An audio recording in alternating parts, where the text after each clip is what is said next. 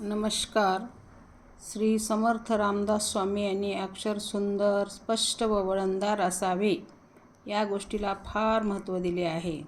त्यांनी दासबोध या ग्रंथामध्ये अक्षर कशा प्रकारे सुंदर घडवावे याबद्दल मार्गदर्शन केले आहे. श्रीराम ब्राह्मणे बाळबोध अक्षर, घडसुनी करावे सुंदर. जे देखताची चतुर समाधान पावती. वाटोळे सरळे मोकळे, ओतले मसीचे काळे. कुळकुळीत ओळी चालिल्या ढाळे, मुक्तमाळा जैशा. अक्षर माळा तितुक्या नीट, नेमस्त पैस काने नीट. आडव्या मात्रा त्याहे नीट, अर्कुली वेलांट्या. पहिले अक्षर जे काढिले, ग्रंथ संपे तो पाहात गेले. एका टाकेची लिहिले ऐसे वाटे, अक्षरांचे काळे पर, टाकाचे ठोसरपण. तैसेची वळण वाकण सारिखेची, ओळीस ओळी लागेना, अर्कुली मात्रा भेदिना. खालिले ओळीस स्पर्शना, अथवा लंबाक्षर. पान शिशाने रेखाटावे, त्यावरी नेमकची लिहावे. दुरी जवळीन व्हावे अंतर ओळीचे, कोठे शोधाशी आडेना, चुकी पाहता सापडेना. गरज केली हे घडेना लेखकापासूनी. ज्यांचे वय आहे नूतन, त्याने लिहावे जपोन. जनासी पडे मोहन ऐसे करावे, बहु बारीक तरुणपणी, कामा नये म्हातारपणी.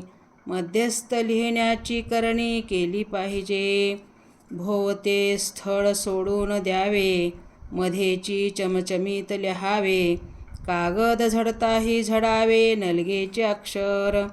ऐसा ग्रंथ जपोनी लिहावा, प्राणी मात्रास उपजे हेवा.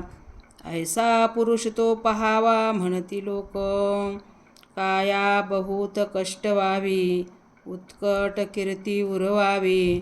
चटक लावणे सोडावी काही एक, घट्ट कागद आणावे, जपोन नेमस्त खळावे.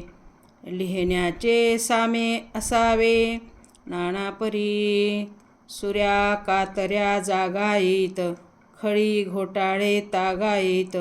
नाना सुरंग मिश्रित जाणून घ्यावे, नाना देशींचे बरू आणावे. घटी बारीक सरळे घ्यावे, नाना रंगांचे आणावे नाना जिनसी टाक तोडणे.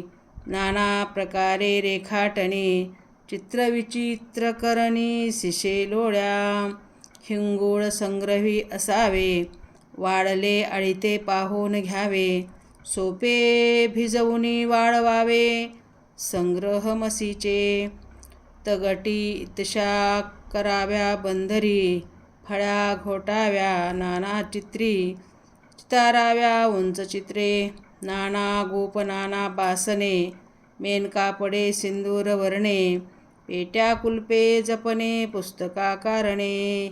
इति श्री दासबोधे गुरु शिष्य संवादे 19 शके लेखन क्रियाणां प्रथमः समास. धन्यवाद.